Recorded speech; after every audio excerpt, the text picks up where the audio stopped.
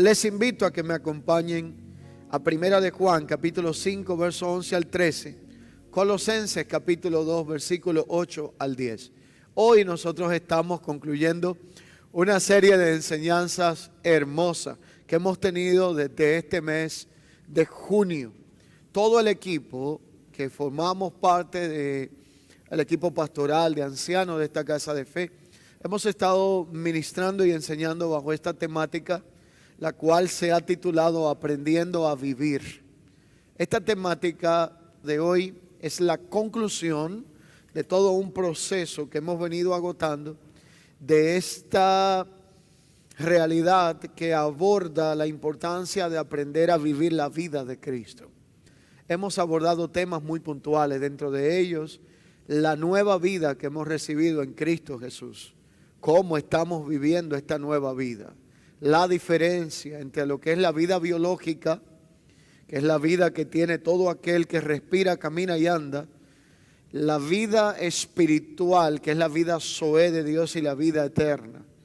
Cómo la vida eterna quiere ser manifestada en el tiempo presente. Cómo vivir esta nueva vida. Cómo aborda la Escritura declaraciones tales como las que Jesús hace cuando en un momento la Escritura dice: yo he venido para que ustedes tengan vida y vida en abundancia. Vida plena, vida eterna. Y cómo toda esta realidad recoge la idea de una administración que nos ha sido delegada. Un recurso que nos ha sido dado, no por mérito ni por haberlo ganado, porque nada pudimos hacer para ganarnos esta vida. Esto es por gracia. Pero una demanda que pone Dios es el cómo administramos la vida que Él nos ha otorgado. Para ello se nos ha ordenado en las Escrituras desvestirnos y vestirnos del viejo hombre. Quitarnos la ropa de la vieja vida para ponernos la ropa de la nueva vida. La Biblia habla de la vestimenta de la justicia y la santidad de la verdad. Y todo este panorama nos lleva a una conclusión y un sello. Hoy concluimos con la enseñanza que cierra esta serie Aprendiendo a Vivir, referente a lo que se llama la plenitud de la vida. Este es el punto cúspide en lo que respecta a esta serie. Nos preste por un instante absoluta atención, porque es complicado a veces cerrar algo si no entendemos el hilo que nos ha llevado hasta ahí de lo que hemos agotado con anterioridad. Así que trataré de desempacar en estos próximos minutos y la conclusión de lo que es la plenitud de la vida según enfoca la palabra en Cristo Jesús. Dos textos bíblicos: Primera de Juan 5, 11 al 13 y Colosenses 2, del 8 al 10. Leemos la palabra. Primera de Juan 5, 11 al 13. Y este es el testimonio que Dios nos ha dado acerca de la vida eterna. Y esta vida está en su Hijo. Dios nos ha dado vida eterna. Esta vida está en su Hijo. Y el que tiene al Hijo tiene la vida. El que no tiene al Hijo de Dios no tiene la vida. Por lo tanto, estas cosas os he escrito, dice esta epístola de Juan, a vosotros que creéis en el nombre del Hijo de Dios, para que sepáis que tenéis vida eterna y para que creáis en el nombre del Hijo de Dios. Colosenses capítulo 2, 8 al 10 dice: mirad que nadie os engañe por medio de filosofías y huecas sutilezas, según las tradiciones de los hombres y conforme a los rudimentos del mundo, y no según Cristo. Porque en Él, en Cristo, habita corporalmente toda, escuche bien, toda la plenitud de la deidad.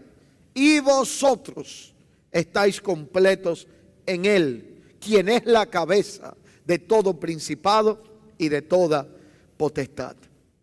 Mirad que nadie nos engañe, porque vosotros estáis completos en Cristo. Y este es el testimonio, que Dios nos ha dado vida eterna. Esta vida está en el Hijo. El que tiene al Hijo tiene la vida, y quien no tiene al Hijo existe y respira, pero no tiene la vida de Dios en él. Esta es la realidad y el planteamiento que hace la palabra de Dios.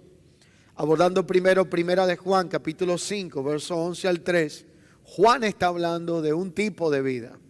Pero la pregunta, a la luz de lo que hemos venido enseñando, es a qué vida se refiere Juan cuando dice solo el que tiene el Hijo de Dios tiene la vida. Juan no se está refiriendo a una vida bios o biológica. Juan no se está refiriendo a una vida anímica o temporal, sino que Juan se está refiriendo a la transferencia de la vida eterna que recibimos en el Hijo Cristo. Y es que el punto es que lo que nosotros vivimos fue una experiencia de un intercambio de vida. Cristo tomó mi vida y me dio la suya. Tomó mi naturaleza pecaminosa y me dio su naturaleza divina. Tomó mi pecado y me dio su perdón. Tomó mi desgracia, me dio su gracia. Tomó mi condena y me dio su salvación. Y tomó la maldición que reposaba sobre nosotros y nos dio su bendición. Este intercambio glorioso cambió la muerte espiritual que había en nosotros por la vida que solamente podía ofrecer la naturaleza divina en Cristo Jesús. En ese cuadro y ante este panorama, Colosenses hace un planteamiento interesante.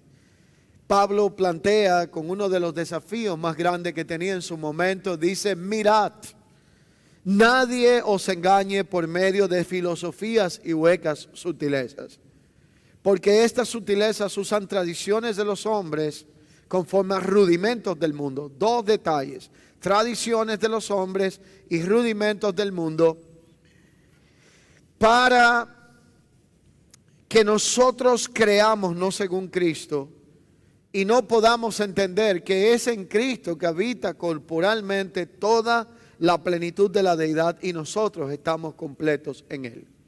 Entonces, si hay una vida abundante, si hay una vida plena, si hay una vida eterna, la pregunta es: ¿cómo nosotros podemos describir esta vida plena de la que hablan las Escrituras? Cuando hablamos de plenitud, es importante entender la connotación de la palabra. Lo primero es que la plenitud se refiere a algo que tiene una totalidad, que ha sido llevado a estar completo o lleno. Y hay una palabra griega que se usa para describir la palabra plenitud. Es la palabra pleromato. La palabra pleromato denota algo que fue completado, y en el contexto del griego helenista significa algo que no solo fue completo, sino que fue llevado a la suma total. Voy a repetir esto: lleno, diga conmigo, completo, y que cuenta con la suma total. Esta palabra plenitud viene de este sustantivo pleroma. Y ese sustantivo pleroma implica algo que no necesita ser completado porque ya está completo, terminado y consumado. Entonces, pleroma tiene que ver con plenitud, lleno, completo y con la suma. Pleromato implica que no le cabe más y que no hay que echarle otro aditivo porque tiene lo que necesita por dentro. Y ciertamente para nosotros poder comprender esta realidad, a veces nos cuesta un poco por un tema de nuestro contexto cultural. Por ejemplo, cuando hablamos de esta palabra pleroma, los comerciantes griegos en el tiempo que se escribe esta declaración usaban este término de pleroma para referirse a lo que era el proceso de comercio mercantil cuando un barco partía de un puerto hacia otro. Por ejemplo, la realidad que estamos viviendo en el tiempo presente, donde se habla de escasez de ciertos productos, obedece a que hay una demanda mayor de lo que tiene que ver con producción o por lo menos transportación de los mismos.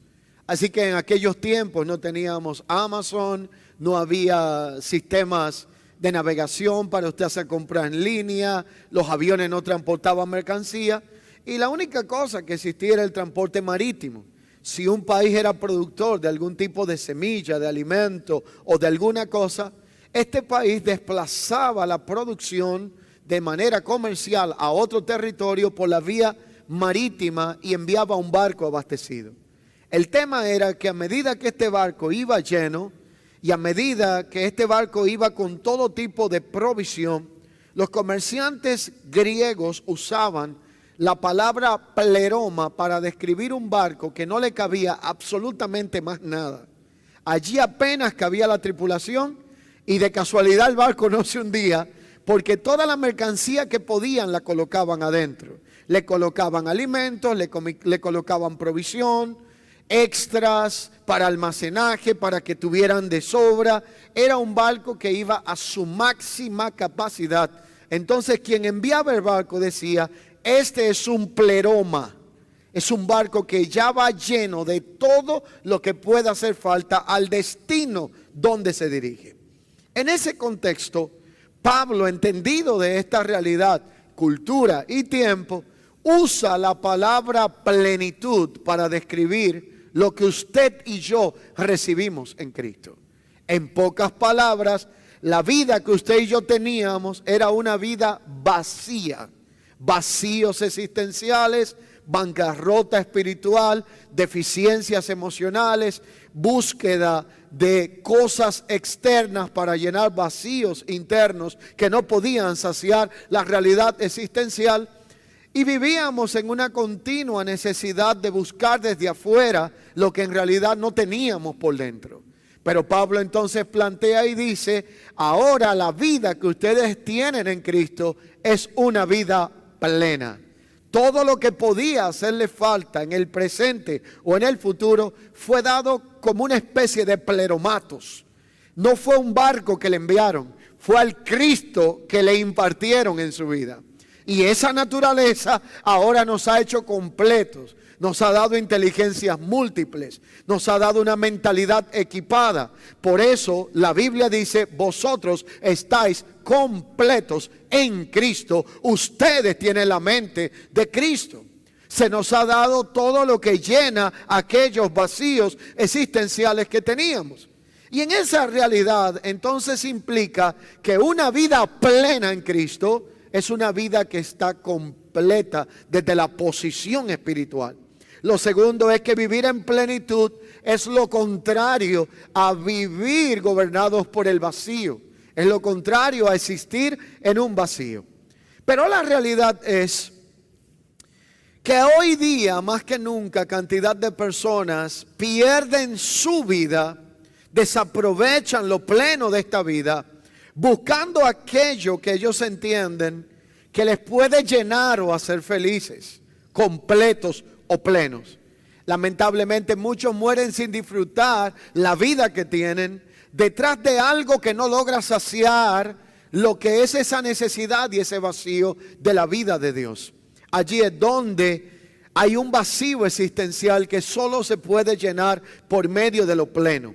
Entonces usted dirá: pastor, pero si todo lo que yo necesito me fue dado desde la vida impartida de Dios, no la vida biológica, el respirar y existir no necesariamente es vivir al estilo Dios, sino aquella vida de Dios que complementa mis necesidades, mi vacío existencial, es aquella que recibimos en Cristo Jesús, que se llama plenitud de Dios en Cristo o vida plena.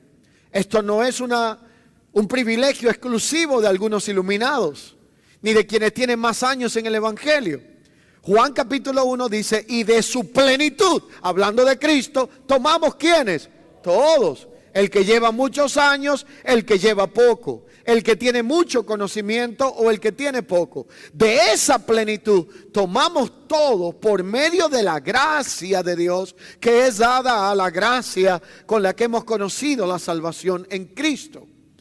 Pero ¿cuál es la situación que tenemos en el mundo actual? Que una gran parte de la humanidad tiene un gran vacío y busca llenarlo con cosas materiales y externas y no con lo pleno que es en Cristo. Esto es normal para el que vive sin Dios y sin esperanza en este mundo. Pero ¿qué sucede con alguien que ha conocido a Dios? Que se supone que tiene la vida de Dios, que tiene a Cristo como aquel que lo llena todo en todos, y todavía sigue operando de la misma forma que quien no tiene a Cristo y vive sin Dios y sin esperanza. ¿Usted no cree que hay muchos creyentes hoy en día que están siendo gobernados por las mismas culturas consumistas que están siendo gobernados aquellos que no tienen a Dios? ¿Usted no cree que muchos de nosotros hemos sido marcados por no solamente el consumismo, sino el materialismo y una cantidad de aspectos de la mercadotecnia actual que nos viven creando necesidades que no son reales e inexistentes en nuestra mente para nosotros pensar que con eso vamos a ser felices? Por eso el mundo en que estamos está tan cargado de afán y de ansiedad. Por eso el ser humano vive de una forma donde tiene un closet lleno de ropa que no se la pone, que se está dañando y destruyendo, la polilla, el orín la están corrompiendo, pero la realidad es que está viendo un catálogo a ver qué va a comprar nuevo, porque en su mente está colocado la idea de que eso te va a hacer pleno, de que eso te va a satisfacer una necesidad de la vida o del corazón. Pasamos el tiempo tratando de alcanzar nuevas metas. Pasamos el tiempo tratando de alcanzar nuevos logros que el hombre le ha llamado éxito. El éxito no fue parte del diseño de Dios. Lo que Dios diseñó opera desde una posición orgánica. Cuando usted y yo leemos la Biblia, el Evangelio según San Juan, capítulo 15, plantea lo que es la vid, lo que es el terreno, la semilla que se siembra, la reproducción de la semilla, la fructificación. Dios nunca pensó para que nosotros tuviéramos éxito en la vida. El éxito no era parte del diseño de Dios. Dios quiso que nosotros fuéramos fructíferos, porque la fructificación es el resultado de un proceso. El éxito es el resultado de un evento. Por eso hoy día tenemos tantas personas exitosamente fracasadas. El éxito es inmedible e intangible. Puede ser que lo que sea el éxito para usted sea la desgracia y el fracaso de otro. O probablemente lo que usted considera como un éxito sea la miseria más grande que otro esté viviendo. Porque la imagen de éxito no se sustenta en una realidad procesual interna, sino en un evento con una culminación solamente en aquello que es pasajero. Un proceso no tiene un fin en sí mismo. Por lo tanto, todo proceso me lleva a algo. Y la Biblia habla de la intención de Dios en este sentido para lo que tiene que ver con el proceso orgánico de la fructificación. Juan capítulo 15, 2 al 6 plantea que todo lo que no lleva fruto, Él lo quitará. Lo que lleva fruto, Él lo limpiará para que lleve más fruto. Él dice, ya estáis limpios por la palabra que os he hablado. Ustedes permanecen en mí y yo en vosotros y serán fructíferos, no dice exitosos. Por lo tanto, si son fructíferos, entonces el secreto consiste en que para que esa fructificación sea continua, separados de mí nada podéis hacer. Conectados conmigo podréis lograr todo aquello que está determinado en la fructificación. Tres realidades que ocurren cuando violentamos los dos principios fundamentales de la fructificación. Cuando nos desconectamos de la comunión con Dios y cuando perdemos el entendimiento de la vida de Cristo en nosotros, lo primero que sucede es que somos quitados. Lo segundo, cortados, y lo tercero, quemados. Dice, todo aquello que no permanece en mí tendrá una consecuencia. Es lo que plantea Cristo en Juan 15, 2 al 6. Entonces algo se quita, algo se corta y algo se quema. Al final de la jornada, nosotros no estamos buscando solamente suplir necesidades temporales, sino vivir una vida plena.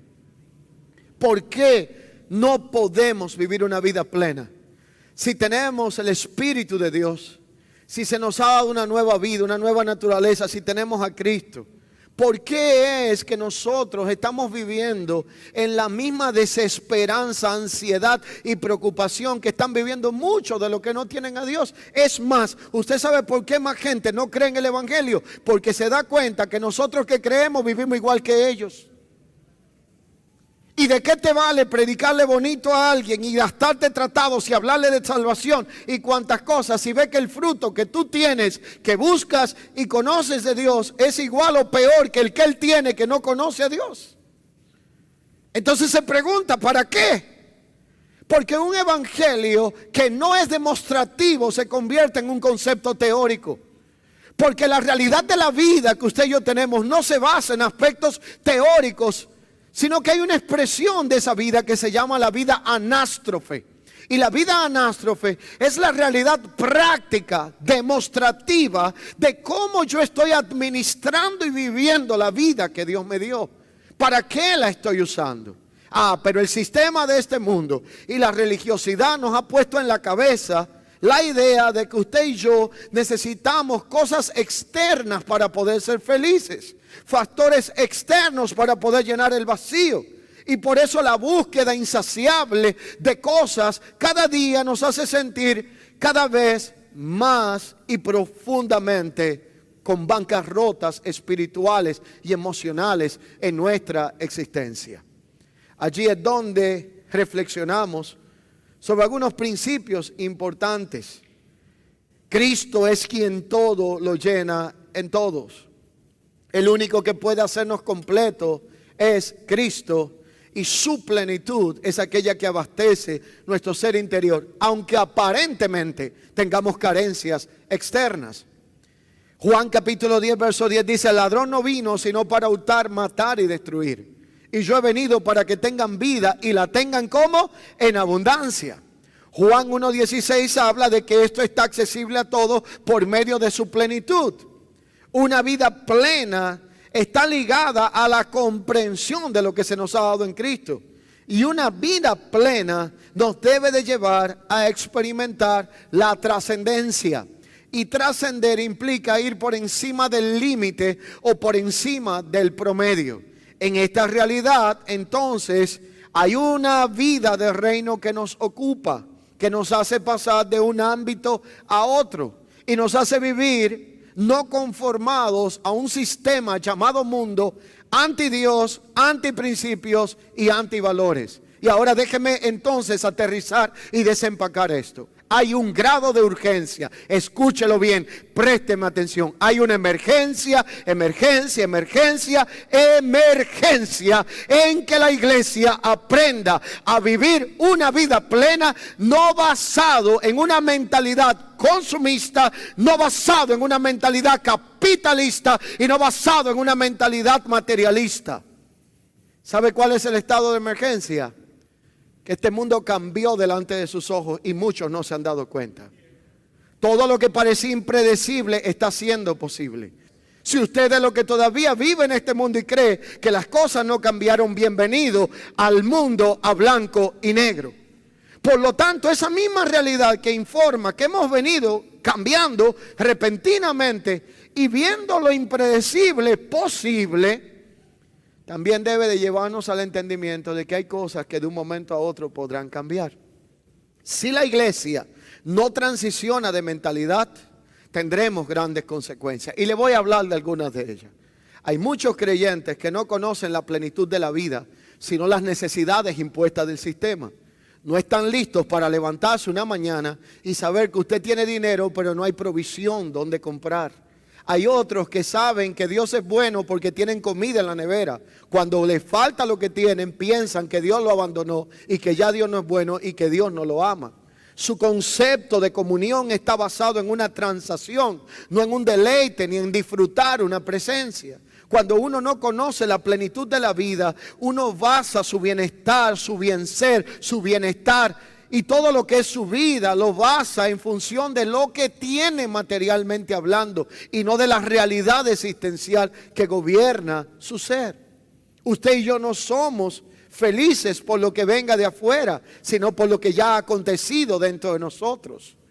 ¿Qué pasaría si yo les digo que alguno de nosotros que hoy sentimos que estamos firmes y estables porque podemos tener un ingreso, un trabajo, usted tiene una casa, una propiedad, una empresa, lo que usted quiera? ¿Y qué pasa si una mañana usted amanece y a todo el mundo se le informa que nadie tiene nada y que entonces los estados se están apropiando de los derechos de propiedad suyos y que usted simplemente es un número que existe, pero usted no puede disponer de lo que tiene? ¿Amará a Dios de la misma manera? ¿Reconocerá que Dios ha sido bueno aunque no tenga absolutamente nada? ¿Estaremos listos para enfrentar realidades que probablemente se avecinan en temporadas de globalización? La plenitud de la vida no puede depender de asuntos externos en un hijo de Dios. Eso le luce a quien vive sin Dios y sin esperanza en este mundo. Pero quien tiene a Dios tiene que entender que hay que aprender a vivir contentos, cual sea la circunstancia. Pablo aprendió el secreto. Dijo, sé vivir en escasez, sé vivir en abundancia, en todo, con todo yo estoy contento, porque mi gozo, mi paz y mi felicidad no depende de lo que está pasando fuera, depende de lo que Dios ya ha hecho dentro. Él sabía lo que era la plenitud de la vida, él entendía lo que era la riqueza de estar en Cristo. Y nosotros necesitamos abrazar el entendimiento de esta realidad. Efesios hace una declaración contundente. Su capítulo 1, versos 3 y 4 dice lo siguiente: bendito sea el Dios y Padre de nuestro Señor y Salvador Jesucristo, quien nos bendijo con toda bendición espiritual en los lugares celestiales en Cristo, según nos escogió en Él desde antes de la fundación del mundo, para que fuésemos santos, sin mancha, delante de Él. Estas bendiciones espirituales se encuentran en Él, están condicionadas a estar en Cristo. ¿Y cuál es el punto por el que no logramos disfrutar esta plenitud? Porque la condición para esta plenitud se llama estar en Cristo. Usted dirá, pastor, pero llevo años. Cuando usted nació ya yo leía la Biblia, me congregaba, predicaba. Excelente. Usted puede tener 40 años en la religión y no necesariamente en Cristo. Usted puede tener 40 años en el sistema y no en Cristo. Porque religión no es Cristo y Cristo no es religión. Estar en Cristo cambia la forma en que nosotros vemos las cosas. Y cuando estamos en Cristo, entendemos que hemos sido bendecidos desde antes de la fundación del mundo. Que no soy bendecido porque tengo una casa, porque tengo un carro, un buen empleo, una cuenta de banco. La bendición no se puede resumir a aspectos materiales de la vida. La mayor bendición se llama tener al Hijo de Dios. El que tiene al Hijo tiene la vida. Y si Dios nos dio a su Hijo, ¿cómo no nos dará juntamente con Él todas las cosas en Cristo? En Él está lo pleno. Pero esta bendición de tener al Hijo trasciende lo que es el sustento material.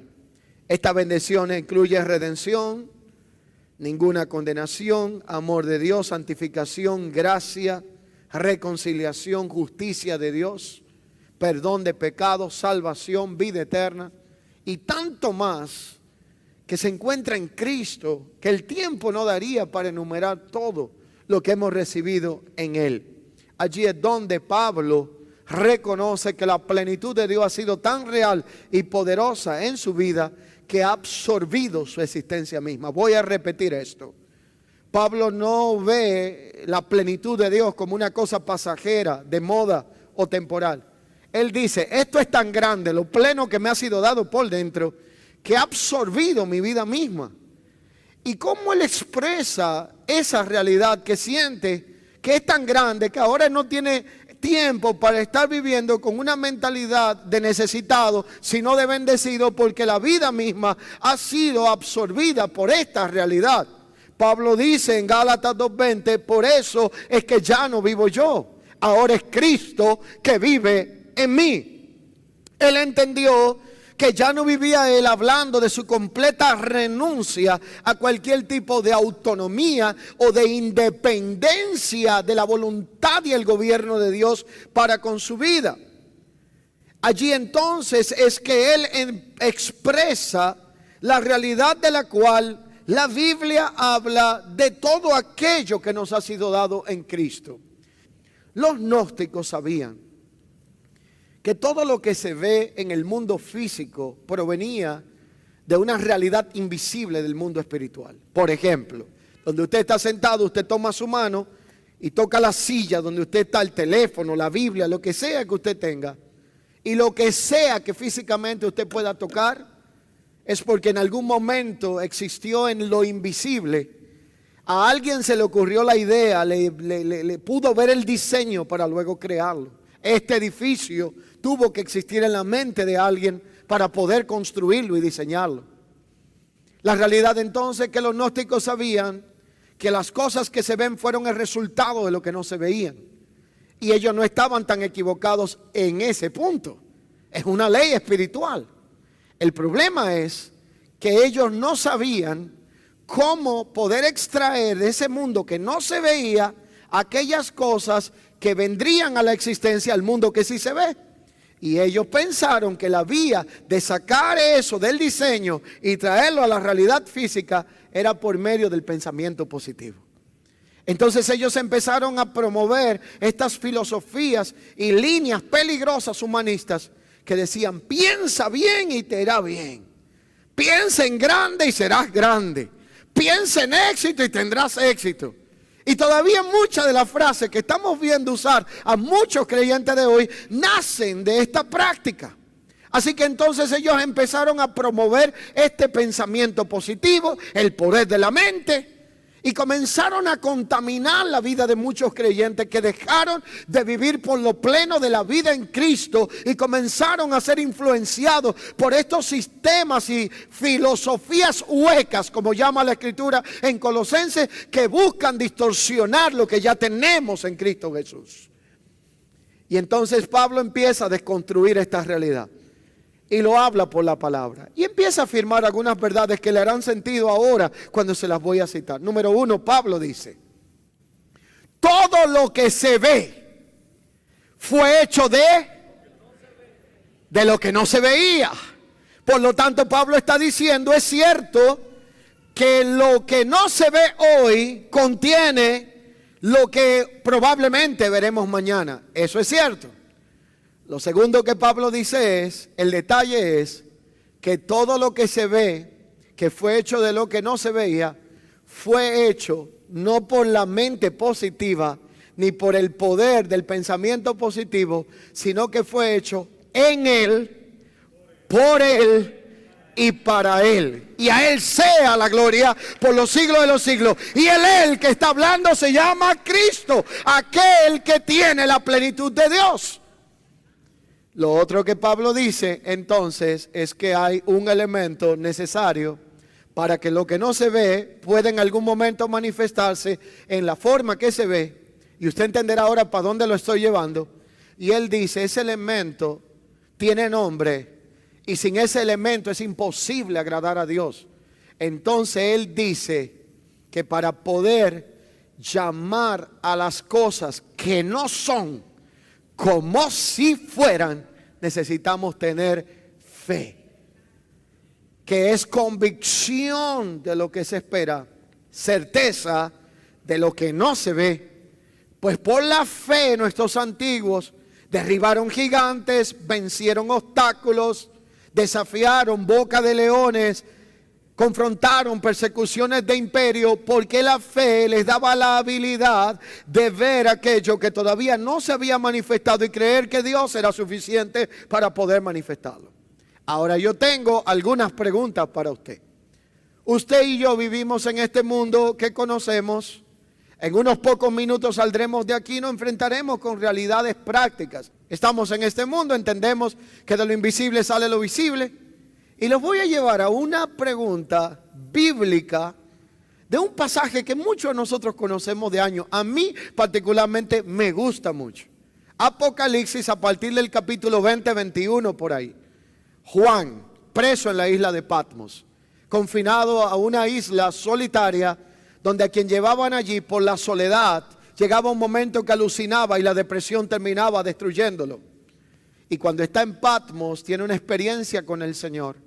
Ve el día del Señor, le habla el Espíritu del Señor. Y Juan escribe Apocalipsis o libro de revelación, quien a partir del capítulo 21 dice: y vi yo un cielo nuevo, y vi yo una tierra nueva, porque el primer cielo y la primera tierra pasaron y los elementos fueron consumidos, y Dios hizo un cielo nuevo y una tierra nueva. Y como Él lo dice, yo lo vi. Y si Él lo vio es porque es ¿qué? Real, porque usted no puede ver lo que no existe. Ahora la pregunta, cuando usted y yo salgamos en unos minutos, ¿no estaremos viendo un cielo viejo y una tierra vieja?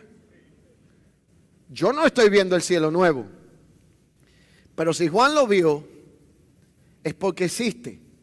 La diferencia es que Juan vio lo que todavía usted y yo no hemos visto. El hecho de que usted y yo no lo hemos visto no significa que no está creado por nuestro Dios. no significa que desde lo pleno ya Dios tiene listo la solución de la crisis más grande que vive la humanidad, este mundo anti Dios, antivalores, antife, antiprincipio, que no se ha consumido en su totalidad, porque todavía hay esperanza de redención. Pero ya existe algo, aunque yo no lo he visto. Dele a una pausa y aterricemos a nuestra realidad vivencial, lo que pasamos cada uno de nosotros. Yo no quiero aquí ser muy gráfico, pero yo sé que si hacemos una encuesta, vamos a encontrar personas con problemas, con deuda, con crisis. Algunos son problemas laborales, otros van a tener problemas sentimentales, otros tendrán problemas emocionales, de salud. Hay gente que su mayor problema tiene nombre, acta de nacimiento y hasta número de cédula. Es alguien que le hace la vida imposible. Y usted a veces piensa que no hay solución, que su realidad es el fin del tiempo, que ya colapsó todo, que no hay esperanza. Pero no se ha dado cuenta que tu problema tiene fecha de caducidad, porque aunque tú no estés viendo ahora la solución y la respuesta, eso no significa que Dios ya no la tenga. Lo único es que todavía no ha llegado el tiempo donde la soberanía de Dios la haya manifestado. En pocas palabras, lo que usted cree que le falta, hace tiempo que probablemente Dios lo ha resuelto en Cristo, a diferencia que todavía no lo hemos visto manifestado. Pero ¿cuál es el punto? Que nosotros nos afanamos porque nuestra dinámica de vida quiere ver la solución aquí y ahora. Dios tiene el trabajo que te hace falta, Dios tiene los recursos que te hace falta, Dios tiene la solución que te hace falta. El único punto es que todavía no se ha visto materializado, o porque no es el tiempo, o porque su soberanía no lo ha determinado, o porque usted no está listo para administrar. Porque esta parte no nos gusta, pero es así. Hay veces que la solución no es por falta de provisión de Dios, sino por falta administrativa nuestra. Hay cosas que Dios no nos las da, no porque no nos ame, sino porque nos ama tanto que no quiere que nos perdamos con ellas. Entonces, si todo lo que yo necesito está en Cristo, si la plenitud de Dios fue dada a Cristo, Cristo está en nosotros por el Espíritu y Él nos imparte esto o lo administra por medio de la plenitud de la vida. La plenitud de la vida en Cristo Jesús debe de producir en nosotros una reconfiguración donde ahora lo que nos enseñe a vivir no sean los dictámenes de un mundo corrompido y en colapso y continuo deterioro, no sea lo que dictamina un mundo consumista, materialista y lleno de una realidad cargada por un vacío existencial, sino que lo que debe de determinar la plenitud de la vida en la cual nosotros vivimos es el hecho de saber que usted y yo estamos completos en Cristo. Dígale a alguien que está, pero dígaselo en serio. Si usted tiene tanta hambre que no puede decirlo, déjeselo a otro, yo le ayudo. Dígale a alguien que está a tu lado, yo estoy completo en Cristo. Yo se lo digo de corazón, estoy completo en Cristo. Tengo la paz que necesitaría cualquier persona, el gozo. Es verdad que hay cosas que materialmente todavía hacen falta. Eso no es lo más grande, es que tengo al Hijo de Dios. Y el que tiene al Hijo tiene la vida. Por lo tanto, si Dios nos dio a su Hijo, ¿cómo no nos dará con Él también todas las cosas? Es que no puedo entender cómo nosotros vivimos tan amargados, quejados, frustrados, deseando lo que tiene otro cuando no valoramos lo que tenemos a nuestro lado. Porque estamos entre disfrutar lo que tenemos o anhelar lo que no necesitamos. Porque hemos adoptado una mentalidad que se parece a cualquier cosa, pero lo que menos se parece es a la mente de Cristo. Y lo que dice la Escritura es que para poder tener una vida plena, usted y yo recibimos la mente de Cristo. Empecemos a valorar lo que Dios nos dio. Aunque usted crea que aparentemente no llena los estándares de este mundo tan consumista, materialista y vanidoso, dele gracias a Dios. Porque lo que usted cree que es poco o menos, muchos desearían tenerlo y probablemente usted no lo está valorando. Aprendamos a valorar la vida, aprendamos a valorar la familia, nuestros hijos, nuestros cónyuges, lo que tenemos, el techo, abrigo, sustento. Démosle gracias a Dios. Aprendemos a vivir en lo poco, así como en lo mucho, para que cuando todo esto cambie, no abandonemos la fe pensando que Dios era bueno por lo que nos daba y no por lo que es, porque usted y yo estamos llamados a vivir en la plenitud de la vida que es en Cristo. Y concluyo esta enseñanza por un tema de tiempo, citando 10 principios que evidencian cuánto Dios nos ha dado. Número 1, la Escritura plantea que somos el cuerpo de Cristo. Y ninguna cabeza le da lo peor que tiene a su cuerpo, sino que lo sustenta y lo cuida porque es parte de sí mismo. Número 2, tenemos sus vestiduras. Hemos sido vestidos de la justicia y la santidad de la verdad. Número 3, tenemos la mente de Cristo, declara la Escritura. Número 4, somos un espíritu con Cristo. Número 5, somos su olor fragante. 6, tenemos la vida de Cristo. 7, tenemos su medida. 8, se nos ha dado el poder de su espíritu.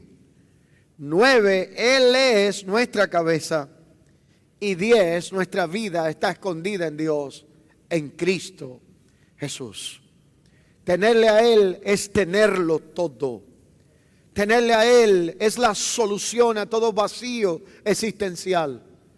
Y entender que juntamente con Él se nos ha dado ese pleromatos que implica todo lo que usted y yo podamos requerir en el presente, en el futuro, es estar completos en Cristo.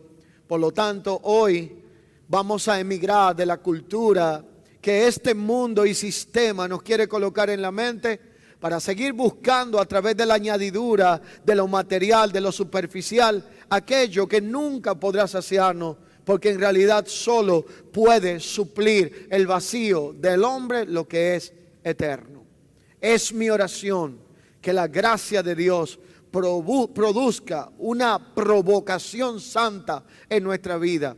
Y empecemos a vivir en el contentamiento de Dios. Empecemos a disfrutar la vida plena, a valorar lo que hasta ahora no estamos valorando y a disfrutar todo aquello que nos ha sido otorgado en Cristo Jesús. Concluyo en el lugar en donde comencé. Mirad que nadie os engañe por medio de filosofías y huecas sutilezas, según tradiciones de los hombres y conforme a los rudimentos del mundo, y no según Cristo, porque en Él habita corporalmente toda la plenitud de la deidad, y vosotros estáis completos en Él, que es la cabeza de todo principado y potestad. Cada vez que usted vea esa película de Hollywood, esa novela turca, cada vez que usted vea esas imágenes de las redes sociales que le hacen pensar que usted no tiene nada de eso y que por eso no es exitoso, recuérdele a lo que sea que esté de frente que usted y yo estamos completos en Cristo, y el que lo tiene a Él, lo tiene absolutamente todo.